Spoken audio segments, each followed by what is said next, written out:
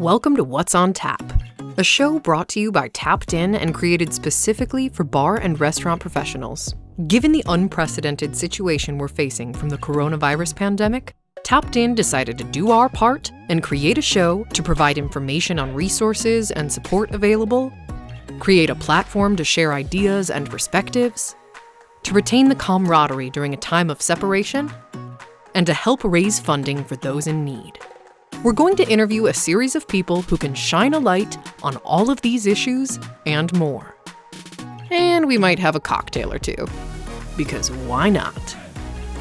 We hope you find this show interesting and helpful. Cheers! Although What's on Tap represents the entirety of the hospitality industry, our first few episodes featured owners, providing their unique perspective on how the COVID-19 pandemic affected them. But what about their employees? This group makes up a far larger portion of the bar and restaurant industry population, and they are the lifeblood of every establishment. Today, we get to hear from 3 industry veterans on the employee side who share their experiences navigating the pandemic. We touch on everything, from unemployment to concerns about reopening, to the difficult career choices they are being confronted with. And that part in the show intro about having a drink or two? Well, we had a couple this time, and the result was a conversation that was raw and unfiltered. This is our 4th episode, and the first 2 had owners. They had restaurateurs, and the third one was lawyers, and we said we need to get the perspective of the employees because they obviously are the lifeblood of the industry. So we don't want to just have a bunch of owners talking about their plights, but get a perspective from both sides. So thank you all for coming here today, and I know that there's going to be an interesting conversation and debate. You guys know each other to some degree, some of you very well. It always makes it a little bit interesting, so thank you for being here. So let's go around and just introduce ourselves. Milan, we'll start here and then we'll work our way clockwise. Hi, friends. I'm Milan Milanovich. I don't know. I've sold this ass all over town. Give us a little background. Where you been at, where you at currently, or where you at a month or 2 ago? I've been at Soundbar for a couple years now. Plus, I guess I'm a pitch hitter, if you will. I fill in Spy Bar sometimes. Do a lot of festival work with Brittany. Do a lot of parties with Jon all over the city. Do parties with Andy all over the city over the years. Just get in where I fit in, throw a good time.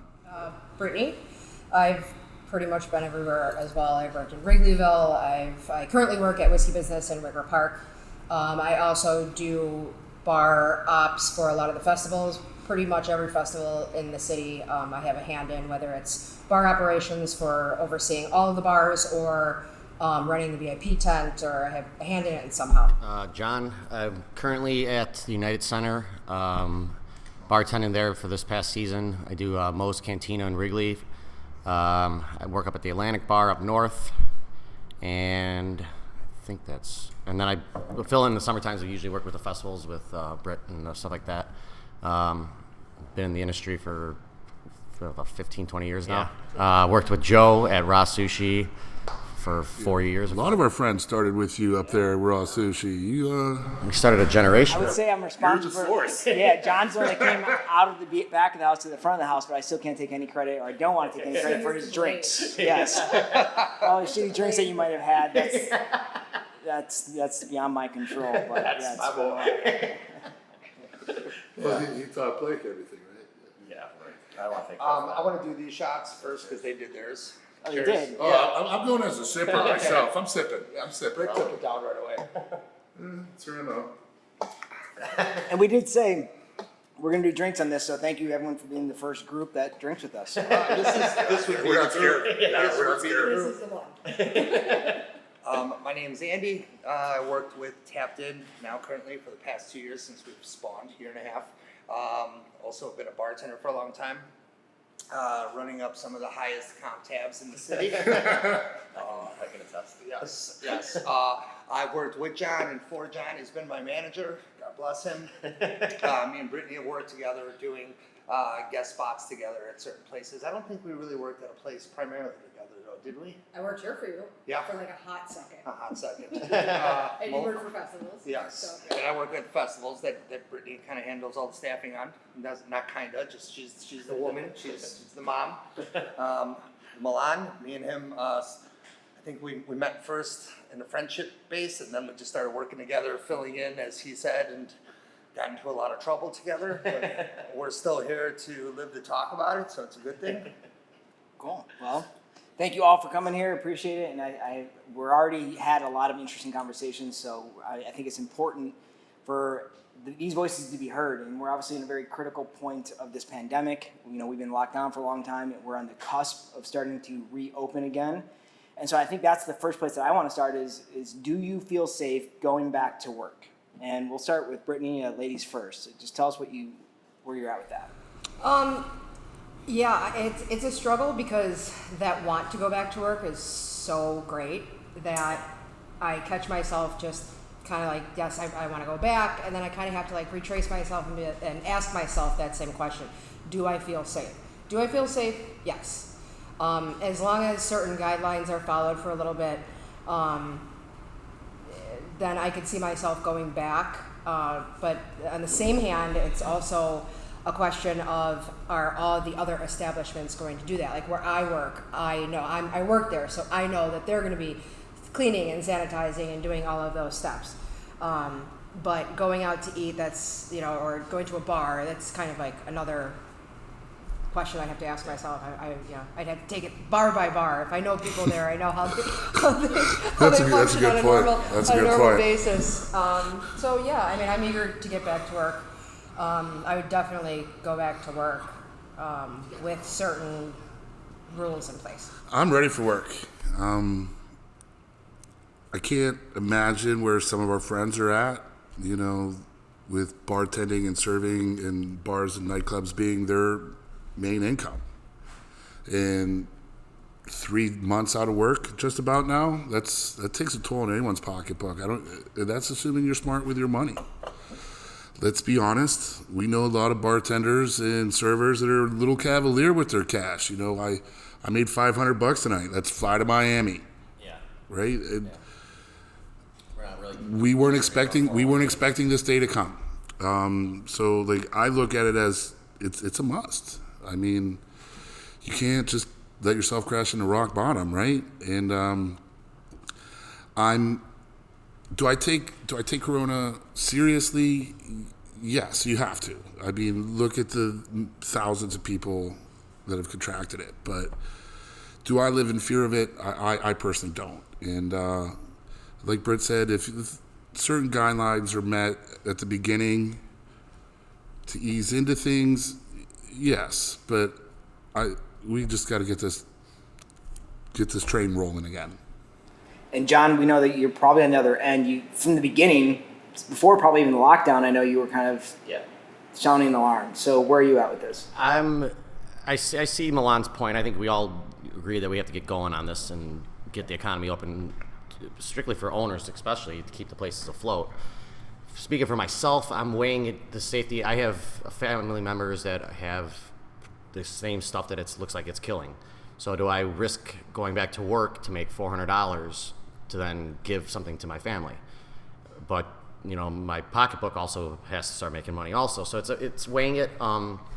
Personally, I'm looking at it where I'll probably work, if the opportunity arises, to work outdoors. I feel a little safer outdoors. Like patio bars, I've seen are possibility coming up through Chicago's reopening. I also at the United Center, do I feel like I would go back into a building with 35,000 people or 30,000 people? I don't see myself doing that until there's a vaccine. So I'm weighing it like the risks. Even with PPE and like less people allowed in, if they do every 6 seats. I guess I would take that into consideration, and I would assume when they open up festival or stadiums that they probably won't do it packed house. But that's just, you're coming into that many more. In that style of bartending, you're coming in contact with thousands of people every day. From all walks of life. Yeah, exactly.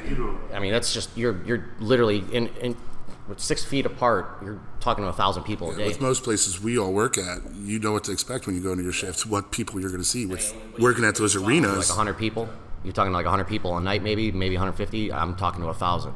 So does that weigh it out? But I guess, I mean, with all this, it's kind of seen where, I mean, news changes every week. If you would have told me a month ago that we were thinking about reopening, I would have said you're crazy. So we'll see. In a month from now, we'll see how it goes. So do you feel too early? Do you feel now is the time to start pushing the?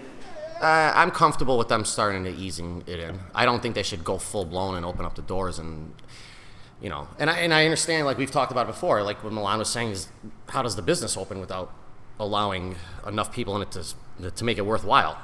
So it's a catch-22. I mean, I see that it's not. There's no easy answer. So what types of things do you want to see then?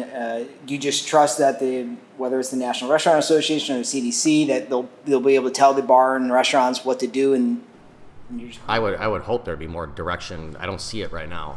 I don't know if because they don't know what to say, but I haven't seen any national guideline of what restaurants should be doing. And the National Association should probably get into it and say. Well, we all see it in all the years we've worked everywhere. Not everyone, like. There's no dodging that you have this bucket for sanitizer now and everything has to be sanitized and this is for your jiggers and like there's no just grabbing it. Like everything has to have its place now, a little more organized, and keep everything sanitary, and all the fun things we learned from our Bassett tests and our serve safe, right? Put those hours to good use. ServSafe actually is, they put out, I think 2 weeks ago, a reopen class. Oh, really? Oh, I didn't see that. Guidelines for sanitizing, and it's a certificate. They're offering it for free right now on their website. And you can take it, and it's for reopening. But there's no turning your head to that stuff now. Right. Like you have to have a sanitation bucket behind every bar, behind every kitchen line. At every server station. But is it between every customer? Because, like, for instance, Target takes forever to check out it now because they're self-serve checkout machines. After every single person, they spray down the glass, they spray down the keypad. I haven't stepped in foot in Target. I've I've barely left my house, even though I'm not the one that's like. I mean, I would assume they're going to be going to disposable cups, for example. Yeah. With everything's going to be disposable. How are you going to be trusting glassware? With Touchless menus. touchless menu, we're launching that. Yeah. Something we're launching. Touchless and disposable, so one-time use, it's not good for the And now, environment. that ups operator costs. That's direct cost right there. Prices are going to have to go up. You know, if they're making less money and they're spending That's more. direct cost. I mean, that's the first thing you learn. My question is like, how is this going to change like the social aspect of that bartender server to table? You know, where hey, your wit and your charisma can sometimes account for 15 to 20% of that. You have tip. charisma for sure. Absolutely. And All if charisma. you're shielded by a mask and you got to be concerned about spending time with that customer because you might be freaking them out a little bit. Yeah. You're not going to get a lot of interaction there. It's, But I think that's going to change. Obviously, at the beginning, people are going to be standoffish, but then again, not the people that are going to come out. The people that come out, I think, are ready to come out, and they're not going to necessarily be like that. But you are going to see more and more as people do start to ease out, who are maybe more concerned or fearful, whatever you want to call it. And you are going to see that, but I don't think it'll last long. I mean, we're not meant to be caged up. We're social animals. We are. I know everyone's saying let's get back to normal and open up, but there are polls out there saying that a far majority of Americans don't feel comfortable going out. So then if you do open up, are you going to have business? I mean, that's another. Look at Wisconsin. They went crazy. People are crazy. that first day they were out there like, woohoo, let's You're a go. special breed up there in Wisconsin. Well, I don't know, because if you look at the states that have opened, like They came Nashville, everybody's full force back. Yeah, The look people, like he said, the people that are going to go out are people that are going to go out. Is there enough of them And they feel okay with that communication with their servers and with the bartender, and they're fine with probably not wearing masks, so. I mean, they're talking about not having people sit at the bars too, which obviously would be terrible for bartenders. Then you're just making your tickets, and that's. Yeah, then you're just I don't even know how that works. Yeah, no more servers not tipping out bartenders. Then. Right. And you walk home with nothing. Not tonight, sweetheart. Probably gonna have to move to a full house tip. Tip hole. Yeah, something's going to change there. We discussed this Sure. earlier, but it's like, you know, the whole dynamic of who you staff as, you know, and you know, I'm on this end where I have this place now, and I wish I was bartending again because I made more money as a bartender. Okay? We all learned that lesson. Right? We all learned that lesson. But I mean, what are you going to do now when you have to re-transform? Everybody's going to be forced to rethink their business and change their business model completely. Yeah. So, you know, are you going to have 3 or 4 servers on the floor and a couple bartenders behind the bar? No, you're going to have to adapt, and you're going to have to, the only way you're going to make money is if you're selling food through carry out and through delivery, and then those people that come into your establishment and want to enjoy a meal and drink a couple beers, that's the gravy. You're gonna have multiple Right, avenues. before it used to be where the alcohol is gravy, Then you're that ordering takes- yeah. food, and now That's it's your profit margin, complete yeah. flip-flop. Now it's a complete flip-flop. You're just hoping people will trust that you are keeping the place sanitized, you're holding up the standards that they've given, and, you know, and nobody gets sick. And hopefully they tip more, but the ticket prices are going to have to go up too. The price of meat's gone up, you know, so everything's going to have to be more expensive. Like going out is not going to be like as easy. They're like going going to to be Vegas. they're going to be tipping more, but out of sympathy But are for they? that server. But But is are that they? going to last forever? Are Maybe we- the first couple of months it would be Yeah. like, hey, I feel you, Yeah, exactly. you know. But Look, after a while, it's like, hey, our I'm not industry- making that much money. But do they have it? Is there disposable income out there right now? Right. Our industry's I not the don't one think- that's taking a lump here. Do No. they have the money to The no. entire Tip world and every industry is taking on, you know. Some of the best Taking a blow. customers are service industry people, and if everyone in the service industry is hurting, They're not the going money just doesn't turn as Yeah. fast. Yeah, right. We always joke around. We should all sign the same $20 bill and just pass it off to each other. That's essentially what I mean, what do we do? What did we used to do when we got off a shift? We all went out for a drink. Is that going to carry on, or you know, are places going to be able to stay open till 4 a.m. not serving food, just depending on their alcohol sales that they're going to get from some certain industry people that are afraid to come out, or you're limited to how many people you can let in? You know? Yeah, I mean, if all your industry friends that come in at the end of the night take up your entire capacity, I mean, you're saying with the prices that are going up, if you're dropping, let's say 50% of your capacity, your average ticket price has to go up. Again, we work with such a small profit margin as it is. People are gonna have to get used to paying $15 for a cocktail. I mean, it's And then your best your best customers would be other servers and bartenders who are coming in. They got half the amount of money that night. So, You know, they can't go out as much or tip as much, so you're only passing around a $10 bill instead of a 20. Yeah, right. Pass around the same You know, pen. I was thinking, like, does this force some type of change in the way people feel they want to socially connect with people? Whereas you're within these groups of people you know that aren't sick, are there going to be more house parties? Are there going to be more gatherings at the house? Are people going to be, Not go out. you know, not go out as much? You know, I feel safer within my domain and within my area with I don't people know. I I feel know. safer at an establishment rather than go to somebody's house who I don't know if they're sanitized. Well, no, and I'm I'm gonna saying, co-sign that. I'm just talking about gatherings with my friends, and who knows, maybe people are gonna start taking temperatures at their house and everybody walking in, you know, I mean, Have doing they- that everywhere have they now. mentioned- Hey, before you hang out in my. I got the laser thermometer. Are they going to be? Is that going to be an enforced thing when they open? Have they said anything about that? About having everyone taking like our bouncers going to be taking temperatures essentially? I haven't heard. They don't have any rules on it yet that I've heard, but it definitely the ones that are staying open right now are doing that, and they have logs and whatnot. Yeah, why wouldn't they? I mean, you And- want to. and do that that. goes There are into- places in temperatures Is there before we have liability? I'm not sure. I haven't. I'm ignorant to the fact. Is there a liability if, let's say, someone comes here and catches it? Yeah. What's your liability insurance look like, Gowan? Right, I mean, listen, insurance is the last thing that's helping any Yeah. of these businesses right now, so. Yeah, but I'm sure they'll still up your But liability. no, Robert. I'm sure. If they can come back and trace it to like a cook that showed up, you know, and has a fever and gives out Corona to 20 to 30 same customers of a place, can they get a class action on you or something like that? And that's part of like what they're actually talking about with legislation. Like, there's got to be some sort of protection against it if you meet some sort of threshold of being responsible, that you can't be held liable for everything. I mean, other than that, because if that does happen, hell, you open up and you're just going to get sued. I mean, I know one of the cases that when they opened up in, I believe it was South Korea, one of their first outbreaks they had after reopening was a nightclub.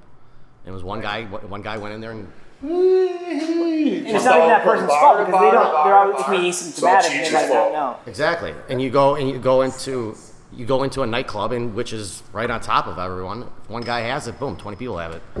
So let's switch gears for a second about talking about your experience through this individually. What have you experienced financially, mentally, physically? How has this taken a toll? And obviously, to whatever degree that you're comfortable, what have you sought out? What kind of financial support have you been able to get? What challenges have you run into?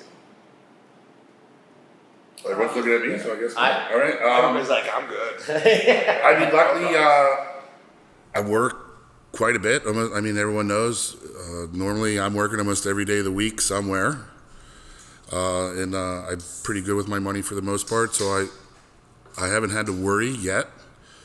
But how long can that last? So like I was telling you guys earlier, since some of you guys are some of my closest friends, I found myself in a weird place for the first time in my life, not knowing where I'm going, what I'm doing. Because, I've been doing bars and restaurants for 23 years now. I started when I was 17, because you could sell alcohol when you're 17 in Pennsylvania, or at least when I was 17 you could. I don't think it's the same now. They probably up that age. But now I got to reevaluate. Like, you guys know, again, you're my friends. Before this started, I was looking to buy a bar. I looked at countless spaces. I almost pulled the trigger on one. Thank God I didn't. But now I'm changing my career path. I'm going to work in logistics. I'm taking a job offer from a friend that's been hounding me for years. He's like, you got to leave nightclubs one day, come work for me. And that day's here.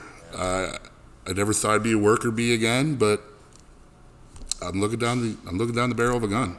Yeah. And that's how it feels. It feels like all this time you've been just I made my life happy and free and thinking everything's going to be okay, and this hits and it makes everybody change their point of view and their focus on, is this what I should be doing, or am I going to make it to 60 or retirement doing this now, or was this all fun and now it's time to slap in the face. Everything's changing around us. I don't know how things are going to be in a year or two. It scares the shit. Our industry will never be the same. No, I don't think so. It's going to get better, obviously, but I don't think it's ever going to be the same. I don't think anytime soon, but I think it will eventually be the same. A vaccine. That's when everything will adapt. If they can make Until something If they can new. make I know where you want to go. I know where you want to go with it. I know where you want to go with it. I don't want to be that guy today. I don't want to be that guy today. You know what? The internet and the rabbit hole is taking everybody here down and what else do you have to think about? What else do you have to see? You can't help but see it. And so I understand where you're coming from, but I try to keep that out of it. The virus is going to virus. It's not like we can want it to go back to normal. It's going to do what it does. Do I think it's going to get back to normal? I think eventually it will. We've had pandemics before, and is it like this? No, but I think it'll eventually get back. Maybe we'll recover. Maybe after a year or two. I'm hoping. It's been worse, and we still didn't shut everything down. Had to take that shot. How long did the Spanish flu last? 2 years? It's like It's like 2 years. I believe the first outbreak was like this, and then the second wave was worse. Yeah, the second one was worse. yeah, which is I think what they're. It's what they're predicting. Yeah, Again, no one knows anything, and I think that's one of the hardest things about all this is that you don't see a light at the end of the tunnel. How do you plan? Do you still stick in this career, or do you jump? Where are we going to be in 4 months? Where are we going to be? Where are we going to be in 1 month? So that's the scary part is, do you switch? Well, Gowan already said, say it reopens, we're not making the kind of money we did before. Even if it does reopen, Everything's got to be restructured. there's not going to be that same. There's not going to be the same amount of shifts.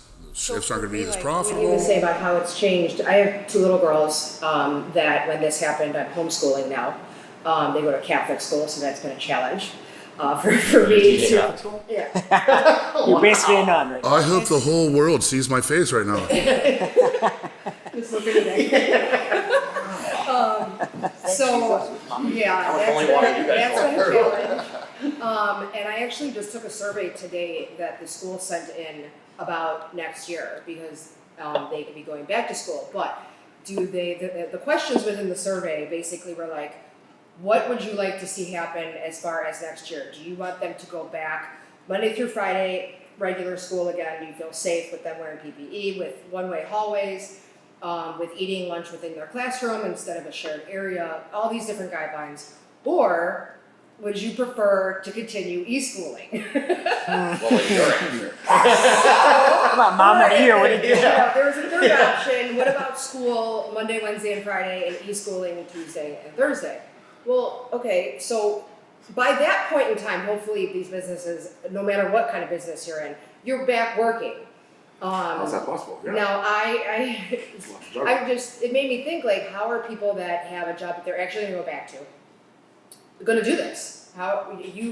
Some people are forced to do a career change, because for me, like, I'm a single parent. There may be households that have two parents that one can stop working, but I mean, everybody's path is going to change. I was fortunate enough to get unemployment right away. I didn't have an issue with it. And I'm one of the admins for the Chicago industry page. And there was still to this day, Yeah, we have so 3 many- months later, there are people who are saying, I still can't get through on the lines. Well, okay, so you have to keep calling. But what I'm saying is it's difficult to get the unemployment. I didn't have an issue with that. I actually did get a couple of the grants, USBG, another round, another rally. So I was fortunate in that aspect of it. Is it hard to get those grants? If you have kids, it's a lot easier. So.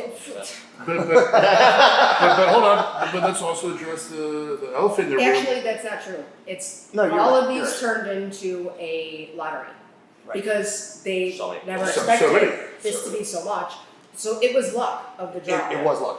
They just put everybody in and they just drew people's names. Wow. And But when you bring up that topic, you got to look at the elephant in the room. Let's be honest with each other. There's a lot of people in our industry, and there's a lot of bar owners and nightclub owners. Not everyone's on paper. Not everyone's filing taxes. Now, how are these people going to get unemployment? How are these people going to get these, right? that was What one of about the undocumented workers we all know is the real backbone of this industry? Right? Like There's a hell of a lot of them that are getting. unemployment and these charitable events, like these charity, and awesome that these people put them together and that money's there for people. And like some of our friends asked, like I didn't do any of those.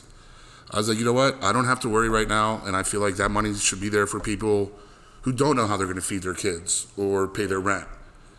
I'll cross that bridge if I unfortunately get to that point, But there's a lot of people who it's not an option to them.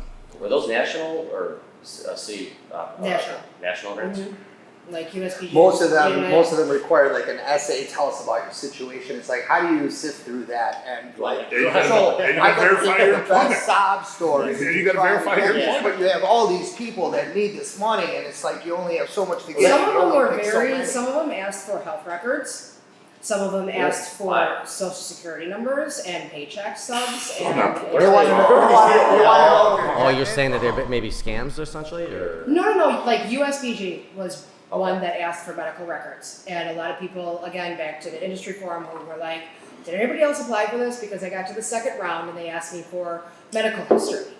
And What is their reasoning for Yeah, wanting yeah, to that's do weird. that? Because we live a We rowdy don't want you to lifestyle. get We're like, that. we're not gonna give you this money, this idiot's gonna die. Liver. I personally know people who took pictures of, like, took their camera and took a picture of a black surface and sent it as the medical and said, "I don't feel comfortable Yeah. giving you my medical," and still received Oh, okay. it. So I don't think that Yeah, I don't know what their motivation would be. that was really. And then there were other ones that didn't ask for much besides a paycheck, just to make sure that you Sure. were within the industry and needed it. A lot of people don't get that paycheck. I think this is going to be a lesson for a lot of, as you say, for a lot of bartenders and stuff, that we should be a little bit better with our money.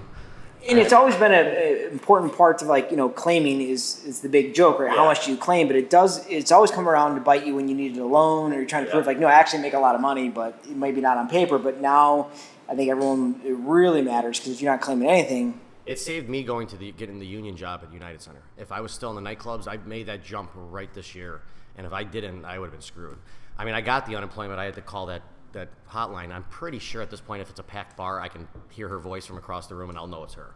The woman on that. I've heard that literally 27 times. I could literally be drinking at a bar and be like, wait a second, you. I heard your voice 27 times. It was hard to get through. I mean, I think we all knew that unemployment was going to be bad, but it was. I mean, I don't really blame them either. The system got overloaded. I mean, how are you going to know that?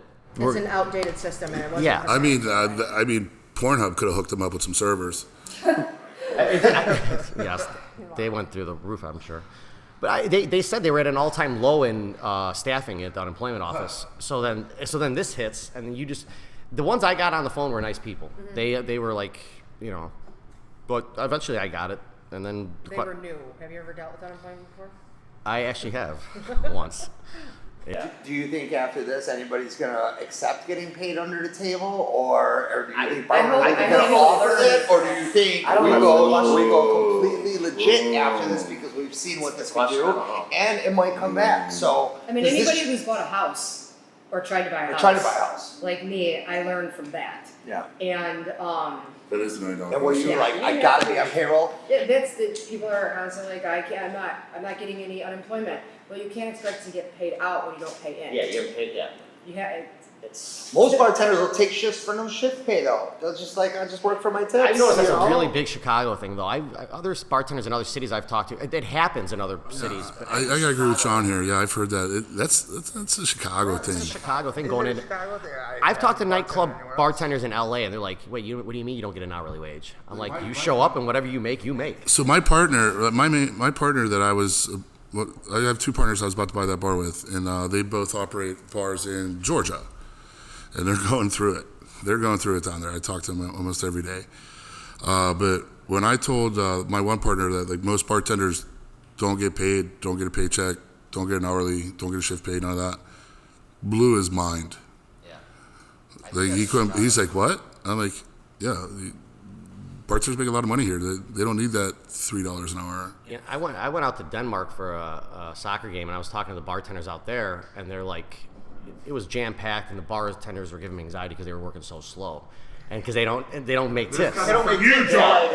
This coming from you, Jon. You ever see Jon behind the bar? You in a hurry? Hold on. What's his excuse, right? You ever see Jon behind the bar?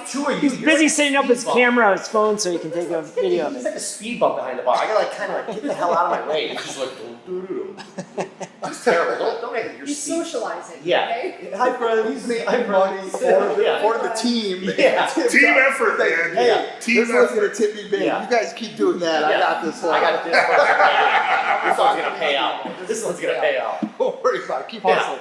I got You're doing a this. good job. I got this, Barstool.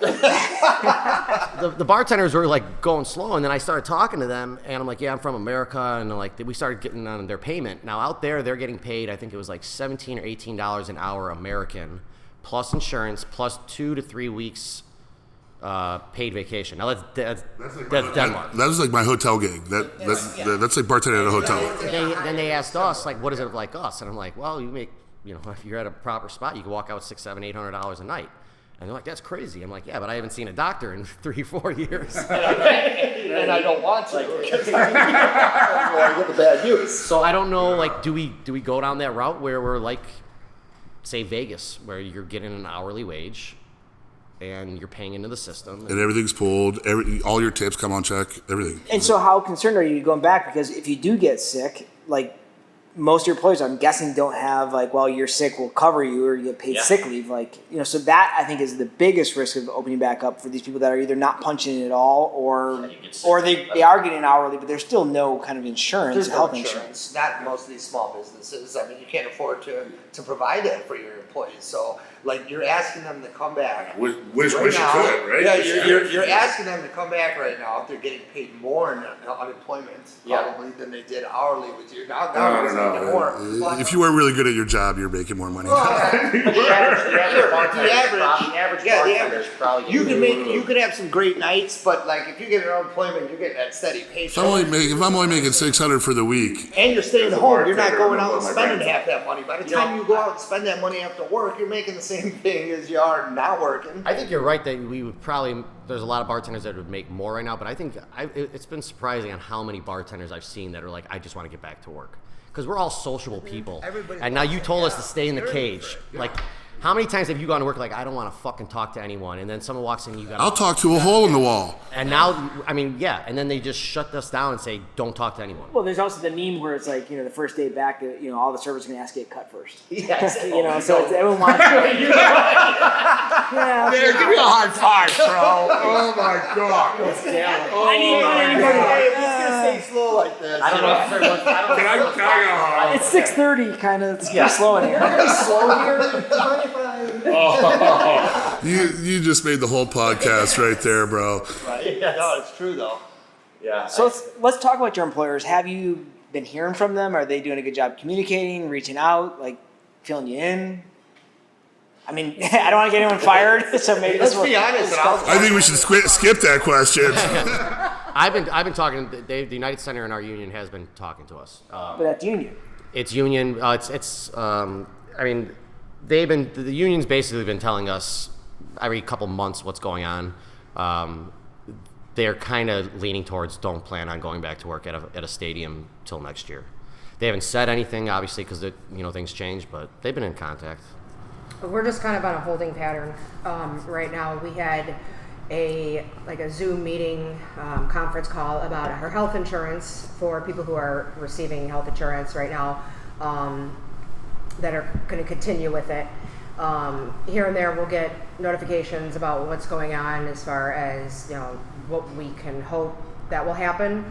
But I mean, there's really nobody knows. They don't even know. They know as much as I know from watching Lori Lightfoot on TV. Are you expecting more though, or are you saying, well, I understand they don't know, we don't know, they do a good job, or is it really important to get a weekly email, text, call, something? I mean, no, I don't think, I'm not expecting to hear from anybody weekly. I mean, because things aren't changing weekly right now.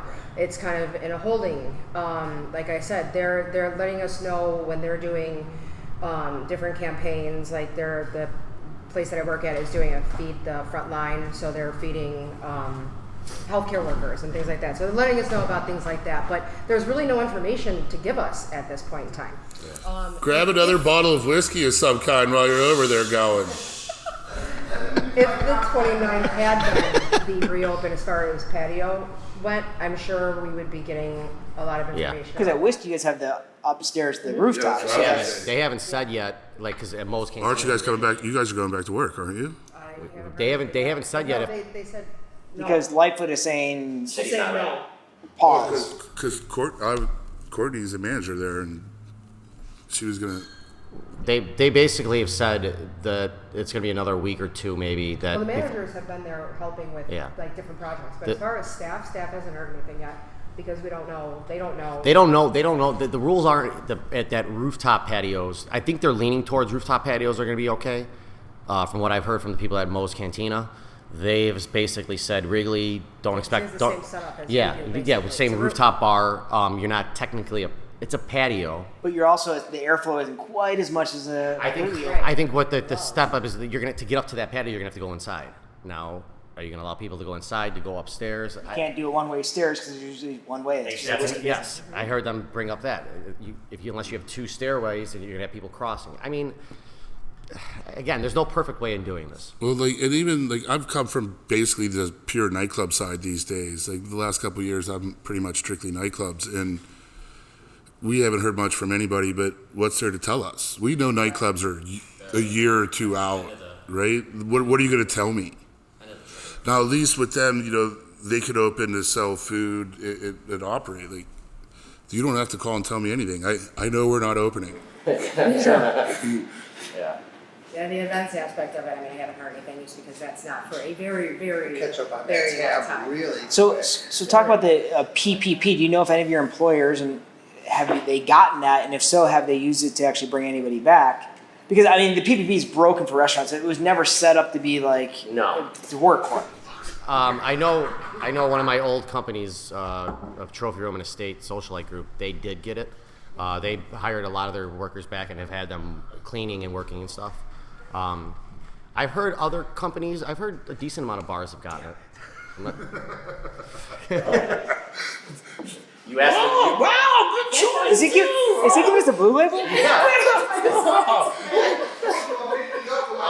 God bless this virus. This is And by the way, we're looking for sponsors. So What's out the blue label? All right, Gowan. One of us owes Gowan a handy later. don't let Andy's partner see this. Don't watch. we're at Owl Wise. When we share this, this will be that time I put the don't include. Blur it out. We'll blur it out. But I think a lot of bars, I'm not sure if you guys have gotten it, right? I've heard a decent.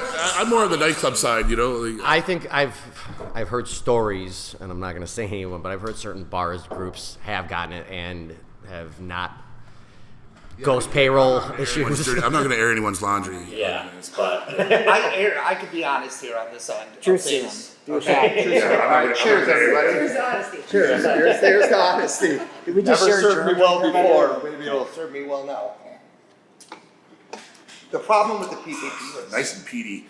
you've got to bring people back and put them on payroll right away. But you don't have the work for them. You don't have enough work for them. And if you employ them, they lose their unemployment. So you're in a catch-22 here. how do you have to verify that you're not hiring ghost payroll? Yeah, and what about those people that tell you no? Are you going to report that they said no? I'm not giving you any ideas. You have I'm to just have saying. you have to have tax forms filled out. You got to put people on That's what I'm payroll. saying. They And you have to double prove check that. on who you're. They absolutely double check. Well, But at least when you apply for forgiveness, loan forgiveness, then they'll. Yeah, they'll- But here's the that big money question. back. How do they double check that money goes back to you to work? Well, no, because the only way they'll do it is when they actually ask you, because you can apply to get it forgiven. And that's when they're going to verify. Otherwise, you can just keep it at a 1% interest rate, which is amazing for, you're Right. never going to get a 1% interest Sure. rate loan. So So you don't have to use it on the payroll. You can use it for, if you got enough, most of these companies probably use it for a remodel or let's That's fine tune our online ordering. Put it in the bank and wait. And you only got to pay 1% back. That's better than a loan you'll ever get from a bank. I can see Bar you owners doing never it. get loans like that. Go ahead, Britt. So there are companies that are getting creative because this is new for everybody. So there's not laws in place right now. There's guidelines, but there's not very specific guidelines on how you can use it. I'm not going to name the name of the company, but I know of one company in particular who decided to let their employees stay on unemployment because they know that they're benefiting from it. And they received the PPP loan, so they had to have a certain amount of employees working full-time for them. So what they did is they made posts and they contacted through third parties to find people who were unable to get unemployment for whatever reason. Oh. Undiscriminatory about it. See, that's cool. And work from home. idea. Oh, that's nice. Work from home. And in all aspects, there's people that have graphic design experience. There's Yeah. people that have all these different come in and deep clean, or stay home and work on new menus for when we open. Or this is one of the things that there was a debate about how right this is or not, but sit home and do Yelp reviews. They were given free meals, one free meal. Well, it's not really. Well, no, I have a friend that knows why I'm So laughing they at were that. given one free meal by this company a week, and so free food on top of it, plus getting paid. And they went home, they ate it, and then they wrote a Yelp review about the food. They liked it. It's legit. But They ate there's the food, they liked this same company hired all these different people that do all these different things That's great. while keeping their core staff on unemployment and using some of that money to pay for their insurance and to pay bills for the bar. So there's different ways you can use money without, Sure. removing people's unemployment. I'd like to go on record and say that if Yelp does get killed by this virus, I'd be perfectly okay. Everybody that works in a bar and restaurant is down for that. And Grubhub. Everyone at this table would be Yelp, happy. Grubhub, and all those how they were gouging these restaurants during this is I don't know how any restaurant even uses them at this point. They should be banned. Well, the only way that restaurants can stop using them is when people stop ordering from them, because right now because they're competing against the restaurants for the business. Well, so everyone the that business is getting watches funneled this- through that. Everyone that watches this, when you go on Grubhub or Uber Eats, their phone number to that bar or restaurant is on there. Call and ask if you could just deliver directly. Right, or go to their website, and even if you click on order online or pick up through the website, the bar and restaurants have to pay way less. And we're actually helping our clients by putting flyers in their delivery bags saying Yeah. like next time I'm order surprised directly. Once through us. Grubhub comes in to pick up, we're putting a flyer in for our customers. But can't you just tell to them I order don't direct? want any of your business? Like it's. Yeah, but that's how most of us find food. I I'm understand. sitting there You playing video can't, games. and I feel like Grubhub misrepresented this whole offer, like save an extra $10, and little did owners know that cost was gonna be pushed over to them, Yeah. come on them. And Grubhub came up with all these great ideas on, we're gonna help our restaurant succeed. The and stay commercials they open. put out and Yeah, DoorDash, it was all of them. such It's like, ridiculous. Oh. A month later, They all got you the had same people like Brittany and solemn other owners music in the sharing their background. Right. Grubhub Like they care. invoice at the end of the month, where you did $1,000 minus all the fees. The restaurant walks away with $300. Yeah. That was my most shared post, I think, because I posted some receipts of some companies that had Grubhub and what the restaurant actually gets in the end, and it was just, it's bad. I don't think the general public knew. no, No. and they still don't. So it's an They still education. don't. It's going to They be still campaign. don't. And so we, yeah. we actually say like, you know, to all of our clients, we're recommending stay on those, but every time you get an order, put Yeah. a flyer in their bag saying next time order from us and here's why. And here's even a 20% discount. say, that's not you paying. lost The job is, Yeah. is to take that customer that came originally from Grubhub or one of these And other then- companies. Yeah, get 'em off And Grubhub. then snag them for yourself, because you know what? And if that customer likes you, of course, they don't want to see this third party make all that extra I money. have seen certain restaurants. Shout out to Matt Warner at Roadhouse in Wrigley. Best wings in Chicago. Great guy. He started. He's going to sponsor this now, right? Yeah. Thank you, Matt. Yeah. Thank you, Matt. I love you, man, and your Hey, wings he are gave- fire. I'll call you He next fired week. my sister and gave me my first nightclub job back at Level 9. Oh, He's no. one of my good guys. Well, we had a lot of fun at Level. I'm going to have to fight him now for your sister's honor, John. I'm sorry. I've got to. Yeah. They started their own online delivery system. He's completely done with all of them. So he is, they during this shutdown, because he got so sick and tired of it, he called some web guy and they launched their own thing now. Really? Warner, do you deliver to my house?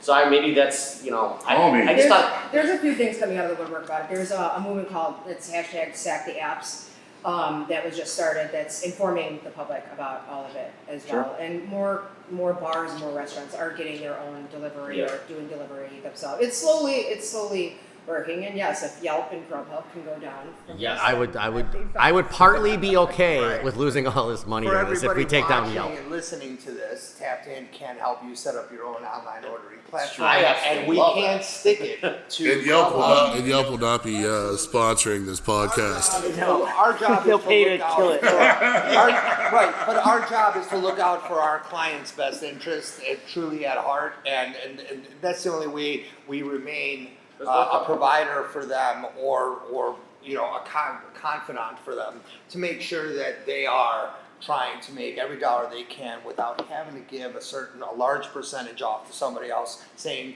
you need us to deliver this food for you. You There have you to go. you have to pick your horse. Yelp picked the horse of the consumer, and they're gonna do whatever they have to shit on the restaurateur to make more money. We've done the opposite. We're saying our horse is the restaurants. These are our people. These are who we're taking care of, and we're gonna fight the Yelps of the world, and hopefully that shows.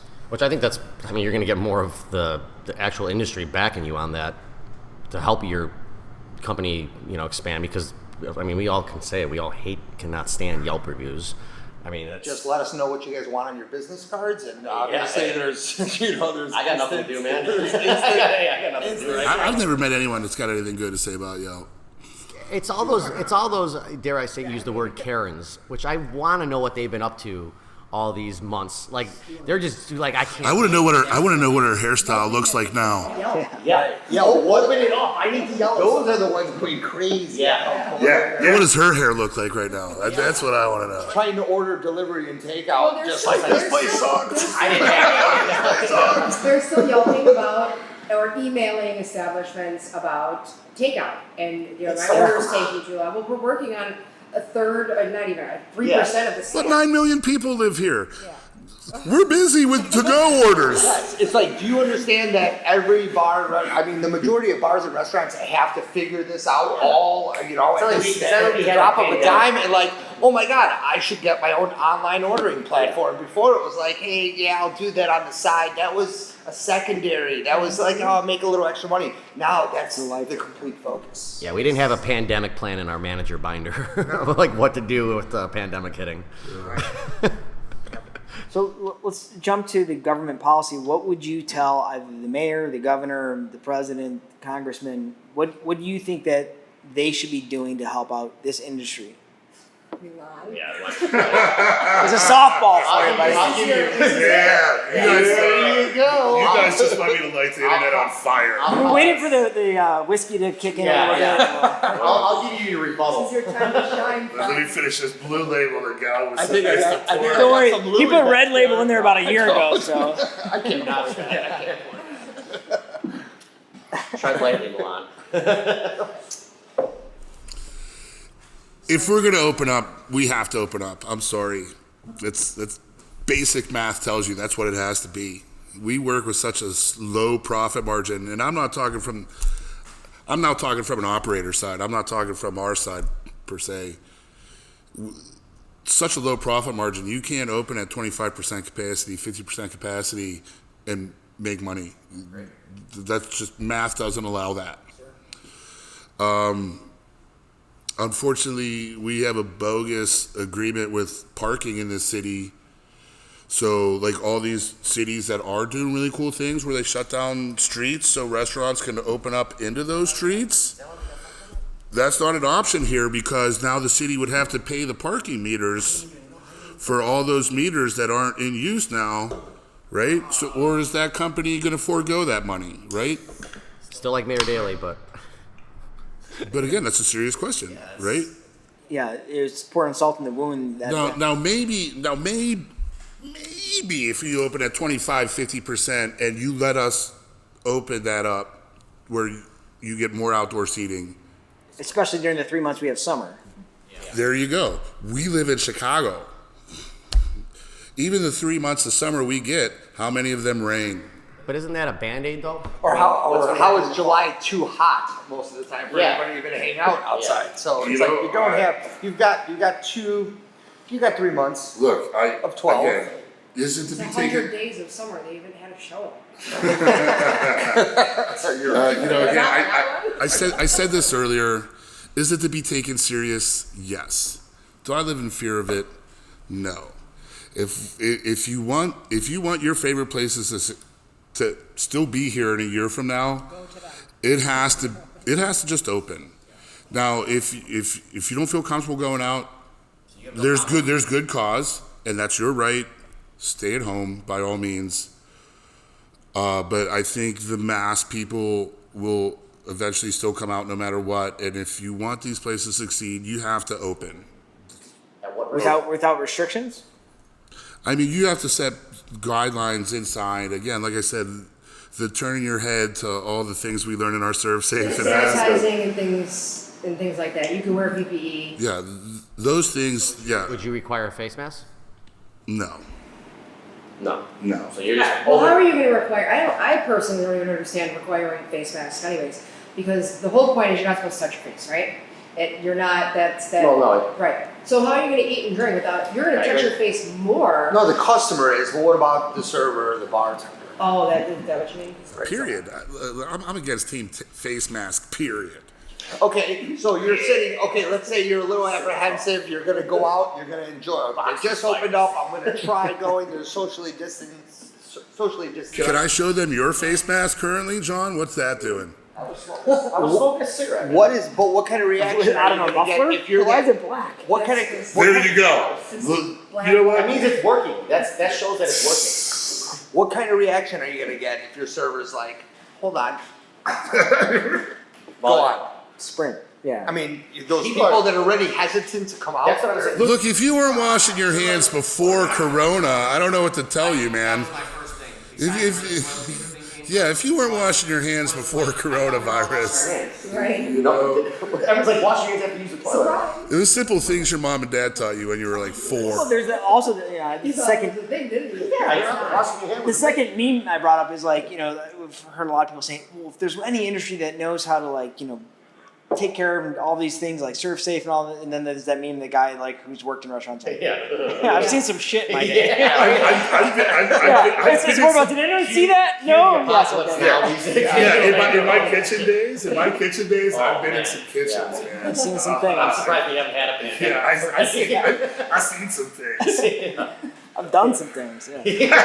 Yeah, you sent your steak back twice? Oh, okay. Oh yeah. Well done into the deep fryer. But so John, so take it the other way then. So what would you like to see happen? I don't know if there's an answer to that question. I mean, Hide in fear. That's your question. no, I don't.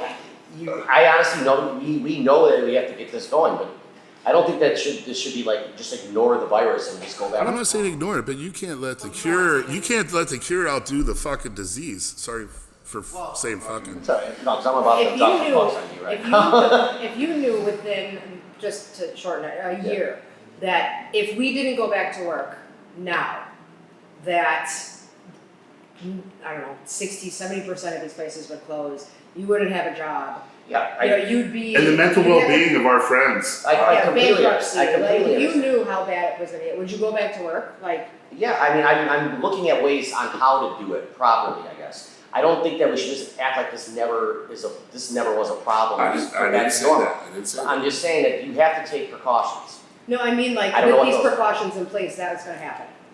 Without precautions, everything. I would go not- back, I would but not. there will be deaths. I would not. Which one would you choose? Yeah, that's the situation we're facing right now. I don't know. I'm Team Darwin. But it's up to you, right? Yeah, Like, what would you do? I'm looking at. I'll be honest. I'm looking at other. Either an economic collapse or people will die. Not just economic collapse. Like I said, the mental well-being. Look at some of our friends now are left in the gutter with nothing. Look at depression rates right now. Look at suicide rates right now. I mean, If we want to get deep, this is just ripping a Band-Aid off of something that this country we've not had good health policies, which you can tell all the people that are dying have had bad health issues. You have an economy that literally shattered after 2 to 3 weeks of shutdown because. Every economy's gonna. Hold Can't on. just stop the wheel. The greatest economy ever shattered in 3 weeks because of not working. Does that mean that our workforce is not getting paid enough to have a livable Because everything got wage? shut down. When the wheel stops, man. But when do the you know wheel why? Do stops. you know why that is? It's because the most money that this country makes, and the reason that this country is the richest, is because of consumership. It's everybody consuming. It's not for production or Yeah, we have first world manufacturing.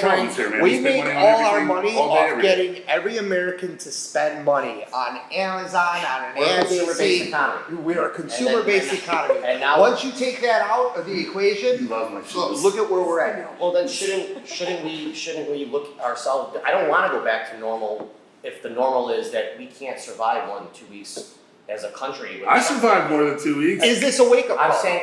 I think it's a wake-up call. I mean, I don't want to go back to a world where we are literally 2 weeks out of financial disaster. I mean, like, John, we make more money than most people on the planet doing what we do, and we have a great time doing it. Be smarter with your money. maybe that is a wake-up call. Maybe maybe hospitality workers need to start being better with their money. I'm not And I'm you not know what? the one But it's sitting here 3 because months of unemployed. the people they've learned from, and we've been in this business a long time. Where we're like, hey, I just made $1,000. How many Go out and yeah. spend it, and then but you meet those new people that are new in the industry, and you bring them along with you, and you say, hey, this is how we hang out after work, you know, and you corrupt and you We've all had corrupt the and Monday you morning corrupt. Vegas trip that we And should not. I- like I said, we're responsible for a lot of things. So a lot of I've these booked those youngsters are trips. like- I've booked those Monday trips. morning, you got a lot of cash in it, and well, maybe we should have been contributing to a 401k. You were with me in Vegas. Correct. I'm not saying that I have the answers to this. I mean, moving forward, it's like, hey, do I really want to do this same job? I love this. Because do I want to do the same job because I thought it was this way, but now it's completely transitioned. So, into Milan, this. we heard that you're talking about The changing fact- industries. The fact that I'm leaving hurts me. Like, I've made this my life. Like I said, I started doing this when I was 17, and even when I was a corporate day walker, right? Like how I end up in Chicago. I used to work for AT&T for a long time. Like you guys know that, but the internet doesn't know that, right? But even when I was a corporate monkey, I still worked in bars and nightclubs. I love this. I love my friends. Every one of you dickheads at this table. It's our real job. When they say get a real job, this is our Right, this is our real job. And then even when I left corporate America behind, and like some of my friends and family are like, "Are you going to get a real job?" I'm like, well, "I got a real job. I probably make more money than you do, but except I get to have a good time while I do it." But the fact that, like, I've dedicated almost half my life at this point to this path, and I don't see a good end anytime soon, and I have to do something before I run out of money. And I'm lucky that I have some good opportunities for me to go down outside of this life. I know not everyone is going to have those opportunities, and I know I'm lucky for that, but it hurts me. What do you think about the 11 to 15 million people that, if they all start looking for other jobs, there's just not enough other jobs out there. So How long did it take you to come to that decision? I can tell you what my space and menu would look like for the last decade of my life. Like, I've been thinking about the day I was so close to a couple months ago. I've been thinking about that day for years. Right? I got how many different concept ideas in my head that I've been working my whole life towards. And now I'm turning my back on it because I live in reality. I have to still pay my rent. I still have to pay my bills. And this isn't going to do it for me, I don't think, anymore. Not for a while. We're in 3 different sectors here. I mean, you're nightclubs, you're main like big events like concerts and stuff like that. I'm in sporting events and stuff like that. I think it's going to be, if we're going to stay in this industry, each one of our sectors are going to be different coming out of this. And are we going to be able to stay in it? I mean, festivals, I don't know. How many of us were in were in this industry for the love of, for the love of just the atmosphere that you were in? And how much is that atmosphere going to change? And is your passion for this business going to lessen now?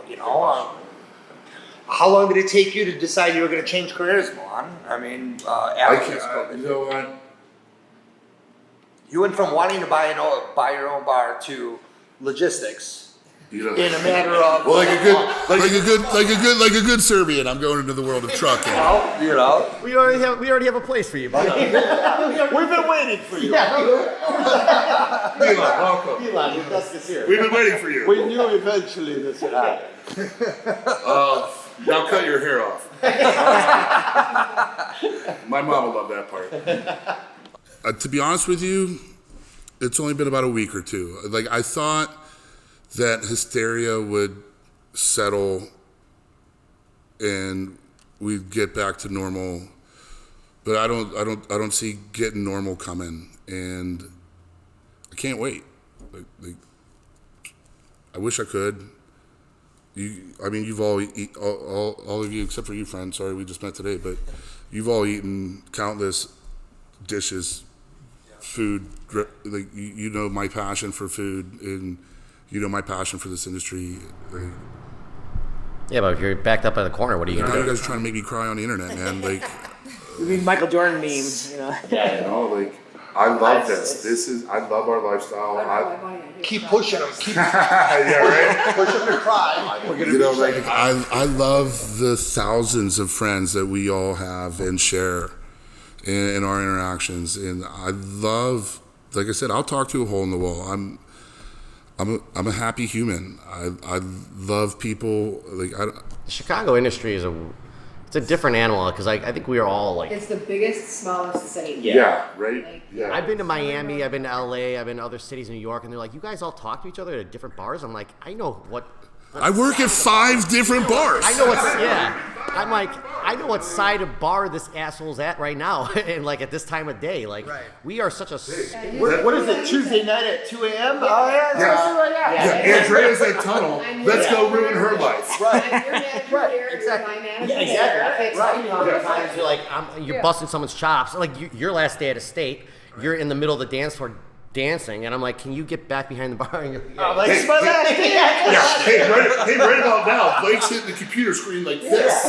Let's get there. That's how I can't tell you how bad I used him when he came to work for me after I worked for him. I wish I was there for that. I put him at the muddy tent. I hope so. I hope so. And I'm like, I don't like this. There's not enough cardboard to fix that. I'm uncomfortable. What do you mean read them up? They're cool. We're having a good time. Come on. Oh, Jesus.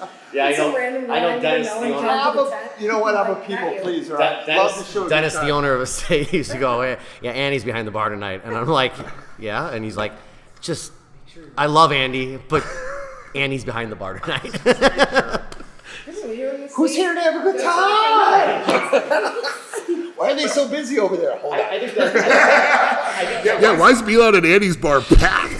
That's exactly. That family atmosphere, though, I think has kept a lot of us in here, in this industry, maybe when we should have left. But I mean, how many bars have we worked at only because of the relationship we have? With each other. I can say that We've worked me and Joe, I would assume you still talk to some of the servers that we had at Raw Sushi, and that's over what, 10 years now? Yeah, you turned out. I mean, look around the You had a industry whole that we- generation of people that came out. Yeah. Of, I only claim half of them though, but yeah. oh, Joe, I know. Yeah. So many of our friends, when I find out how many of you guys all work together at this infamous Raw location, Lombard. It was Still my rock. That's Yeah. still my rock. The only one that's still open, I believe. when I find out, I was there actually a few months ago. I stopped by after a wedding. Those happy hour specials. Happy hour. Happy hour. Blake's specialty. That's the first thing everyone says when I say, when they find out I work at Raw. Oh, I love their happy hour. I'm like, yeah. You know how much we hate I that. would usually leave. We were I'm trying like, to oh, hit you our don't have bonuses, happy hour? We're just gonna leave. 7 p.m. Everyone's like, oh, I missed happy hour. I'll see you next Yeah, week. well, out of here. I'm like, there goes our bonus deal. You can't get your $2 fucking martini. Yeah, $1 hot sakis and Yeah.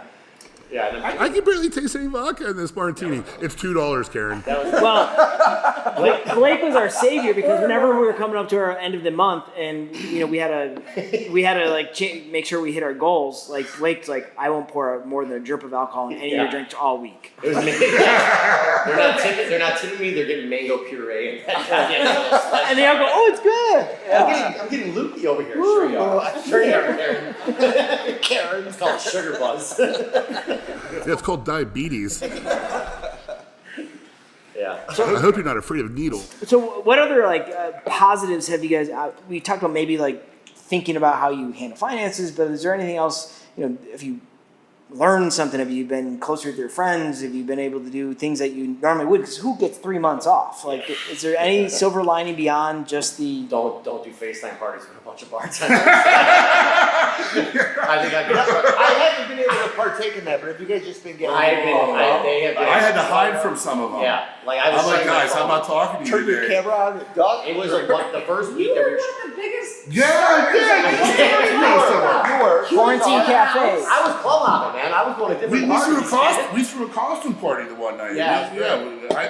I was a unicorn. Yeah. Yeah, I think I called you in the middle of the night. Like I have fucking kids. It's party time. I don't even like him in real life. Like the one day we had a 13-hour long video chat where people just came in and out. It had to be a good 30, 40 nightclub workers just chiming. At one point, me, Blake, Andrea, and a couple other people, we took a shower. Like I took my phone in with me in the shower. There's a few people who took bubble baths. And we're just in there, and the Asian lady that runs the liquor department at my Pete's Fresh Market just straight judging the shit out of me. The amount of booze you drive by. She's like, how many handles of Jameson can you go through?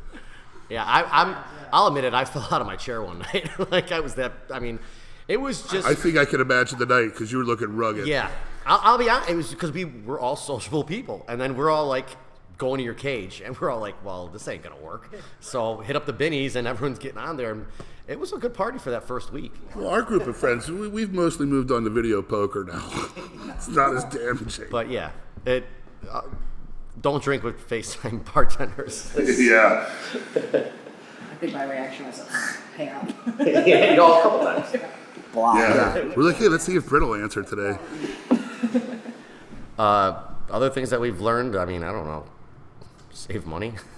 You know, That's absolutely Yeah, save most money. important thing. That's come to my mind since this all has happened. It's like I don't have a lot of savings now, and I thought this would Yeah, just but keep going. I've mowed through mine. Yeah. Right. Maybe one. And if you did, it still took most people, if they don't have unemployment now, Yeah. to get them to this point where they're finally going to collect money. So if you did have any savings, it probably wasn't much, and it probably just got you through to now, or you racked up a credit card, and now it's time to pay the bills, and we're still in this situation. Screw it.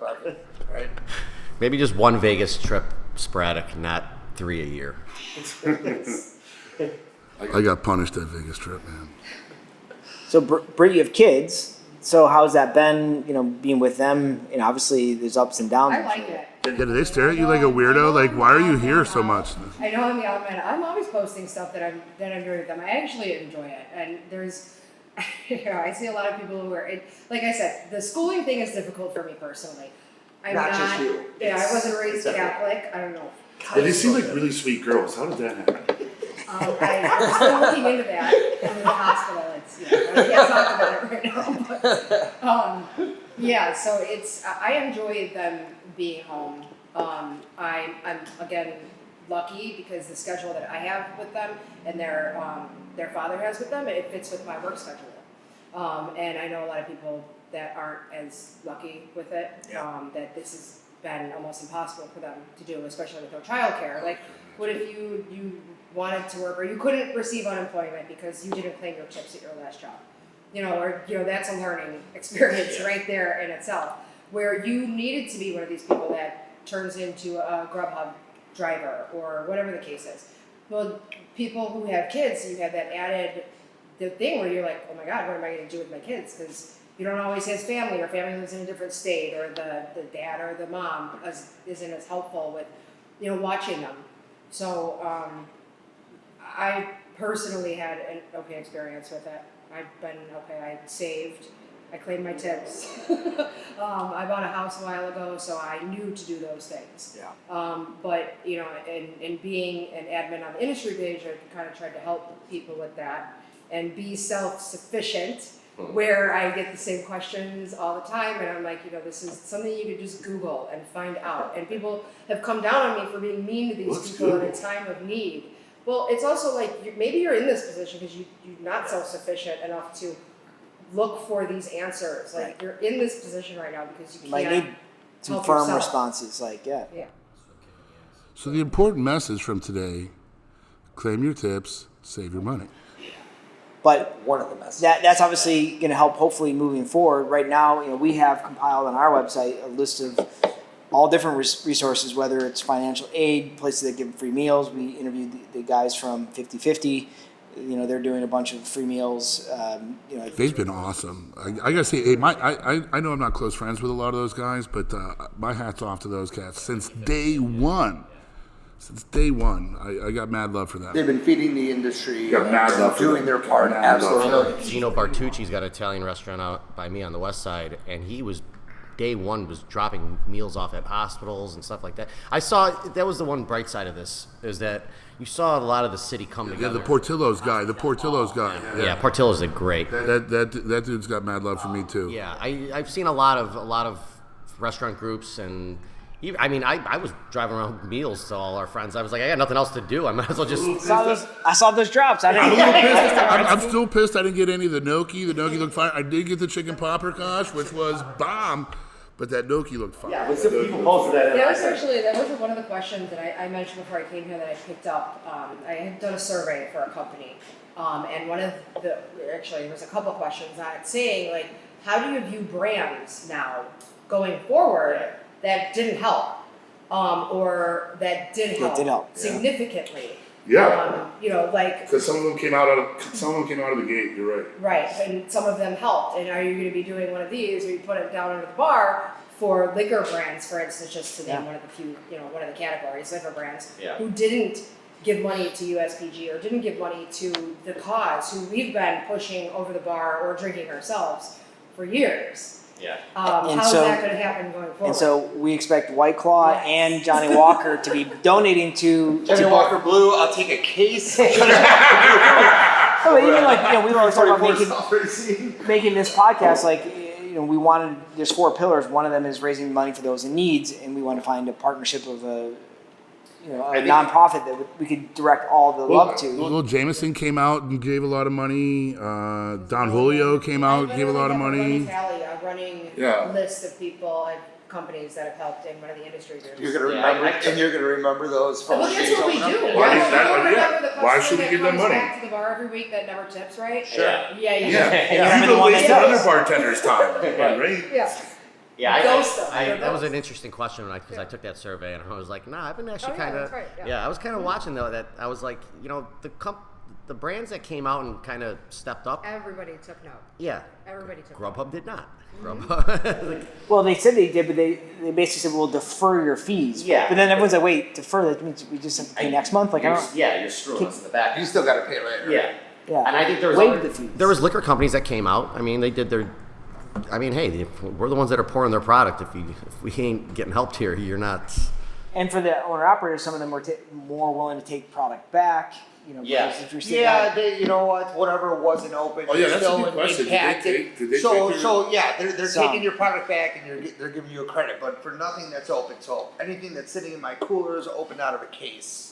I'm stuck on it. That's what we're drinking right now is whatever they're not How taking many? back. How much high life do you have back there? There are paychecks to go. Yeah, how much high life do you have back there? Right? Yeah, High Life Miller, Miller Coors, let's I love sponsor High Life. this too, Been yeah. drinking it since high school. I saw a lot of people. I think we just lost our sponsorship now. Yeah, and even A lot of local even breweries, places that yeah. didn't donate money that turned their breweries into hand sanitizer Yeah, and yeah. things like that. That, I mean, all of it was noticed. I mean, To those have- were the most shared posts were companies that were helping in any aspect. Right, to have that, if you have that ability and the capability to do so, it's great. Be good human beings, man, right? And it's good to see, the right people step up. Because a lot of those did well because the off-premise is carrying them. They're selling so much through the liquor stores and the grocery stores that, they can help out the on-premise who's just been struggling. Yeah, because we shifted our drinking habits to the on-premise. Yeah, like talking to friends that are liquor reps now. They're like, well, obviously I lost all my bar business, but let me tell you about all the booze I'm selling to grocery stores. Yeah, I mean, like we're depression proof, but not pandemic proof. You know what I mean? Like my dad always said, you go into that industry, hey, everyone's got to eat and drink. Not if they can't breathe. Yeah, who would have thought though? Yeah, nobody really planned this. I thought I was always safe in this That was industry. the thing. Like, it's the oldest. Yeah. It's the oldest profession, and it's never going anywhere. Yeah. That was literally what everybody I've said. used that joke for so forever. long. You know what? No matter how bad it gets, everyone will spend money on booze, Yep. women, gambling, drugs, right? But apparently, pandemic. I didn't see that in the office. I didn't see that one in the office pool. You know, I'm interested in hearing, I think Brittany already answered this question, but silver lining, how difficult it is to possibly see one in all this. What do you think that, if there's a silver lining, what have you realized through this entire pandemic? I would say from the Chicago industry side, which we kind of tapped in, we're pretty lucky. Was that a pun? Don't That eat it. happens. That went right over his head. I tapped into it on this. Oh, you tapped it? Ah, love it. Sorry about that. Continue. So. Just trying to get that business card, guys. We have it here unlike any other city. I've now worked in nightclubs, bars, and restaurants in 5 major cities in this country, and no one does it like we do it here. All of us that are talking now, and all of our friends that are watching, they know. We walk from bar to bar, club to club. I'm out. I'm hanging out with my cousin. I'm walking down the street. And how many people are on the street in Chicago? Can you walk down the street and not say hi to somebody or have someone notice you? Right? Yeah. Like, you don't want to talk to these people, but I have to, right? yeah. No, you're right. And you've seen that solidified and amplified in these moments. We're lucky to have it because, again, like I said, we're joking about how the first couple of weeks we were all just mowing through whiskey on video chats, but again, we couldn't be together here. We still got together anyway, and I haven't seen it like this in any of the other cities I've ever done this in. I've seen surprised by them. They can't believe that we're as close as we are. Mm-hmm. I mean, and I think when this stuff happened, especially people that maybe they live on their own or they don't have family nearby or something like that. We are their family. I mean, that family kicked in hard with the Chicago. Look, I'll give a huge shout out to my old owner Stan. I have no family in this time zone, but I've never just sat at home on a Christmas or an Easter or a Thanksgiving because my guy Stan throws a huge feast for all bar workers that got nowhere to go. Stan from where? The Joint, Jilly's, Redheads. How many Stan's a legend, right? What place didn't he open or wasn't involved in, right? But he's one of those guys that instills that love here. Like I said, the one year my parents came here for Thanksgiving because my brothers were with their in-laws, right? And he's like, fuck it, bring your mom and dad. And now him and my parents are friends and chit-chat all the time. And he's like, you got nowhere to go? Come here. And that's like the Chicago thing. And I fucking love it. I've stayed here longer than I've stayed anywhere. The last shift I worked was at the Atlantic Bar with the owner there is Cahal. And we were kind of like, what are we about to do here? Kind of like we were kind of joking around about it, like how crazy. Like, it kind of felt like 9/11 night. Like something bad just happened here in this country. What the hell is? What were you working when they gave the order to shut down the bars? I was at Richards. No one is surprised. I was at the United Center. I was at the United Center the night that they started it, and the Blackhawks were playing, and the NBA shut down that night. So then the NHL didn't shut down to the next day. So they were kind of like, the union was like, well, you still have to come up tomorrow. And I was telling everyone, I'm like, if the NBA is shutting down, the NHL is shutting down. Yeah. But then that was for the leagues. But the last day I worked was with him, and it was like at the end of the night we're sitting there having a Guinness, and we're kind of like, he was making fun of he's like, I won't hit Ireland, we drink too much whiskey over there, and I'm like, it already did, I'll give it to you. It's kind of hit the whole planet. Yeah. But I mean, he's a small business owner, and he's got 2 small Chicago taverns, and we were sitting there and we're like, this is gonna be pretty fucked up. You know what I mean? So thankfully he's been all right, but I think the entire industry kind of came together. That was the one good thing about all this. I would think so. Yeah, I think people became more appreciative of just the lives they've lived in the past, and and knowing things are going to change. You realize who your friends are, what's most important to you. You're stuck in your house. I'm fortunate to have some kids and a family, and they keep me busy. But I think about my friends, relying on each other and for their support. That makes me really happy that regardless of what this throws at us, that it just makes people stronger in this industry, people more supportive of each other. And look what some of the bars, restaurants, the Lee Initiative, all these other things, helping each other out in the industry. I don't think there's been a single industry that has come together in such a vast way than the restaurant and bar industry. Every single industry has been impacted by this. The bar and restaurant industry, they were the first ones to get hit. They're the ones at the top of the And we're taking the biggest lump. I mean salons, like nail salons. Absolutely. You know what? Too, but I haven't seen, and I'm a licensed. I went to hair school, and I have tons of friends who still do that, nails and hair and everything, and I haven't seen or heard anything even close to how close the bar industry is and them helping each other. Like, yes, they are. There's some grants out there for them as well. Sure. But as far as sharing things like that, sharing information and supporting each other, I haven't seen it as much as I have the bar industry, and those are very parallel to each other. Yeah. I mean, everybody I went to hair school with came out from being a bartender. How many of us get our hair done by Spider? And how many nightclubs have we all worked with with Spider? It's right? a very Spider, you should throw a party, and we'll all come and get our hair done. And I think they're going through the same issues with reopening.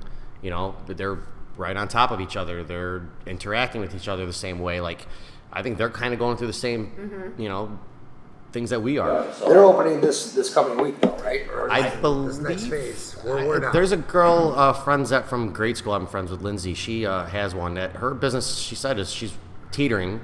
She said she's been doing 3-month long hair. Well, I mean, hair salons. They are. Yeah, but the side. No. Let them show the back. Show the back. It's awesome. I can't see the back. You know what? You don't have another mirror? No, but I can't get it straight, so I just kind of left it back there. Oh, right. Wait till you see it. It's amazing. It's very crooked. He's like, guys, how'd I do? Oh, it's horrible. Oh, no, he fixed it. No, he fixed it since he last showed us. The point is, I didn't know what I was doing.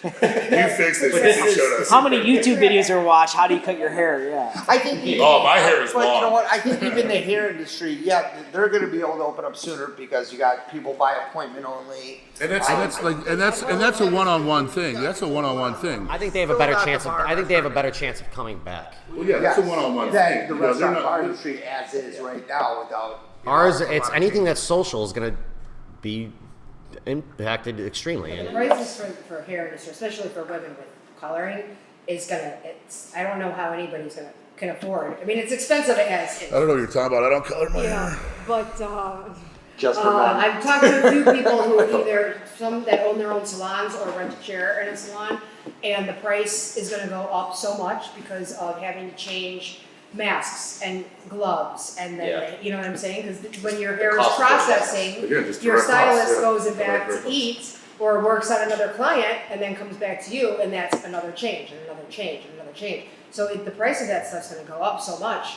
Who knows if you can even afford to get your hair done anymore? Yeah, right. I know some of them were talking about going to houses and starting doing it, but then I guess the government said no. Yeah. You know. Which I think maybe we should start doing bartending at people's houses. Hey, I say we